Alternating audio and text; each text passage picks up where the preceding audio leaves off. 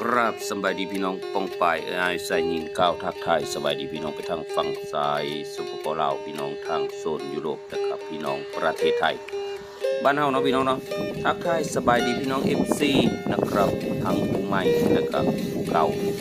ขอบคุณข้อมูลความเจอพี่น้องปองปายผู้คนที่แวะมาเป็นกำลังแรงโมกำลังแรงเจอดูยูเซอร์นะครับผู้ไทยเรนูสำหรับคลิปนี้ขออนุญาตออกจากสวนมาเลาะน้ำนาพี่น้องเอ้ยเนื่องจากว่าน้ำนาแห้งเนื่องจากว่าประธานโอ้ยน้ำนาค่อยแห้งน้ำนาค่อยแห้งก็เลยสร้างน้ำบ้านตะลุยเราเป็นในนี้ก่อนพี่น้องเลยสร้างเอาได้คือก๋วยเตี๋ยวนี่ได้น้ำนะเดี๋ยวเบิ่งว่าพี่น้อง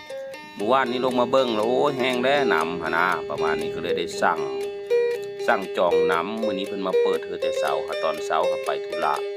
ก็เลยมีได้มาถ่ายตอนน้ำไหลโจกปั่นพี่น้องเบิ่งน้ำไหลจากนะก็เลยไม่ได้ถ่ายตอนนั้นก็เลยตอนบ่ายเนาะตอนแรงนั่นแหละเลิกมาจากธุระปาปังก็เลยลงมาเลาะเบิ่งเขาเบิ่งน้ำก็เลยถ่ายทำบรรยากาศแต่ก็โอ้คลิปนี้ก็เยอะแยะพี่น้องเลยล่มแห้งอะไรก็เลยได้ทำการปิดเสียงพี่น้องมาบรรยายเอาคัดเรายางเว้าไปน้ำไม่ตัดนั่นเสียงรบกวนมันมีนะจักเสียงล่มจักเสียงหรือบึมออกมามันก็มีโมนไปเลยแหละน้องพี่น้องไทยรับเบิ่งรับส่งจักเลยไปมาแล้วลักไหลฟังไปเลยก็ไม่รู้เรื่องนะ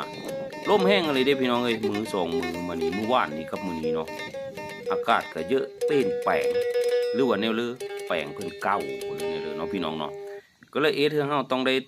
ไปถ่ายคลิปมาแล้วก็มานั่งลบเสียงสะก่อนจากได้มานั่งบรรยายเอาภาพบรรยากาศยามแรงเสียงเขียดแต่มันก็ห้องไปตามภาษาเขียดนั่นแหละน้ำมาหานาวิวกับประมาณนี้บรรยากาศที่หาได้แถวบ้านนอกโคนาที่ยังมีตึกกลางบ้านสองหลายๆนะทงให้ทงหน้าเฮากับประมาณนี้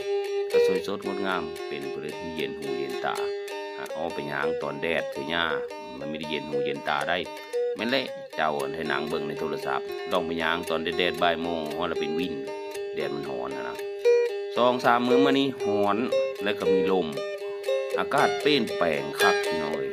รักษาสุขภาพเด้อพี่น้องเด้อคันว่าบรรยากาศหรือว่าอากาศทางบ้านพี่น้องเป็นเด้อกับบ้านผู้ค้าสิโย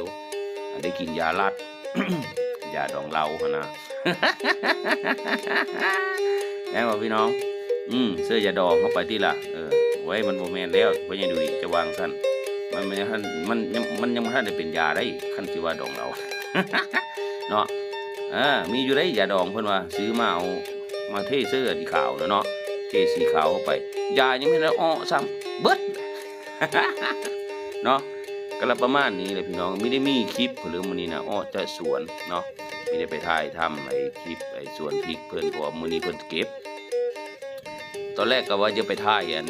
เพิ่นเก็บหั่นล่ะแต่ว่าติดธุระเมื่อเช้านี้ก็เลยไม่ได้ไปถ่ายก็เลยไปเฮ็ดธุระบัดแรงมาไม่ได้คลิปลงบัดมันไม่ได้คลิปลงในเรื่องสบัดนี้แน่ก็ลงไปหาถ่ายเอาบรรยากาศทุ่งไร่ทุ่งนาเงินมาปุ๊บตัดต่อมานั่งดีดพินตรงเลงหมวนแน่มีหมวนแน่ก็อดฟังเอาเด้อพี่น้องเด้อเฮ็ดเพื่อจะคือมานั่งดีดพินตรงเลงเอาโอ้พี่น้องเอ้ยน้ำตาลีกระสีพี่น้อง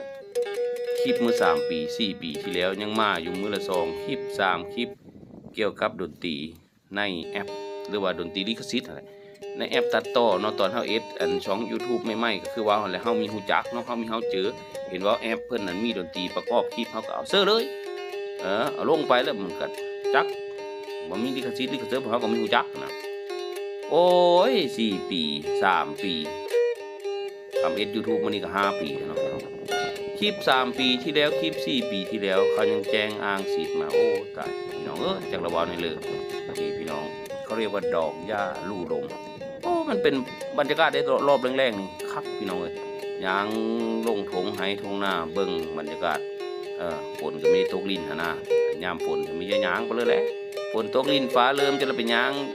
ยอดถือโทรศัพท์นี่โยเงินมาแต่ละบาทนี่แม่มันหญ้าได้เนาะแต่ว่านี่ยามแรงนะ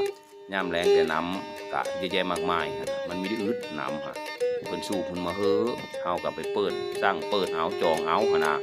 ก็เอ็ดเข้าหน้าปังหน้าก็ไม่ได้ลงได้หลายพี่น้องเอ้ยพอได้กินเสื้อปะหอมๆนี่ญาติมีเต็มจักคือ อ้อญาติมีเต็มจักคือเด้อันปะหอมๆมานี่น่ะกินมานี่ก็อยู่50เหลาล่ะยังเลยได้กินต่อไปพุ่นล่ะไปเรื่อยๆเนาะพี่น้องเนาะขอบคุณขอบใจพี่น้องปองปายผู้คนเนาะที่แวะมาเป็นกำลังแรงกำลังแรงเจอให้ดูยูเซอร์มาเบิ่งบรรยากาศส้มวิวทงไหทงนาตอนแรงๆเนาะตอนแรงๆได้นี่ตอนผู้ค้าลงไปถ่ายก็ประมาณ4 โมงกว่าเพิ่งขึ้นมาตัดต่อคลิป18 น.ก็เอาลงเนาะลงคู่มือพี่น้องเลยขอบคุณพี่น้องปองปายขนาดที่แวะมาเบิ่งเนาะคลิปน้อยวิวจักละว้านี่เลยแหละ2เฮามีดังเนาะแล้วเฮาก็ไม่ได้ไปถ่ายคอนเทนต์แบบไปเลยแต่ว่ามีคลิปปางบุญมีหมอร้องหมอล่ำเขาจังไปถ่ายอันพ่อค้าแม่ค้าเนาะอันที่เกินมาในงานในการทละมาขายของเฮากับไปถ่ายประมาณนั้นแต่คันมีงานเด้ซะโยกก็ยังลงทงอะไรในเด้อซะเฮาก็จะไปยืนถ่ายแบบนั้นล่ะขับรถไปท่องเที่ยวไปถ่ายมีเพื่อก็ถ่ายลงไปตลาดนั้นตลาดนี้เงินก็มีแล้วไปเติมน้ำมันไปซะนะน้ำมันรถยนต์เหมือนมันมีคือโม่ไส้อีกได้แม่นบอกวันนี้พระเท่าก็ต้องดูแลเนาะต้องดูแลผู้ป่วยหรือว่าคุณยายเฮาอะไรเนาะผู้ป่วยฟอกไตไปสิเริ่มมีได้นะพี่น้องมันก็เลยยากก็ประมาณนี้แหละปีนท้องก็เป็นโอ้ยเนาะอันไม้กันสั้นผู้ค้าก็นี่ดอกหญ้าผิวไหว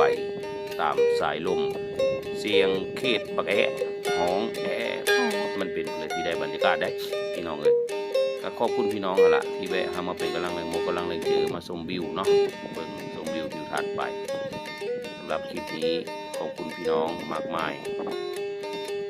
อย่าลืมได้พี่น้องเลยกดซับสไครต์ให้ในเด้อพี่น้องผู้เลือกเฮามาใหม่ก็ดีผู้ค้าก็เลยเอ็ดคลิปลงไปเรื่อยๆแหละสาระมีแน่มีแน่ก็ขอโทษขออภัย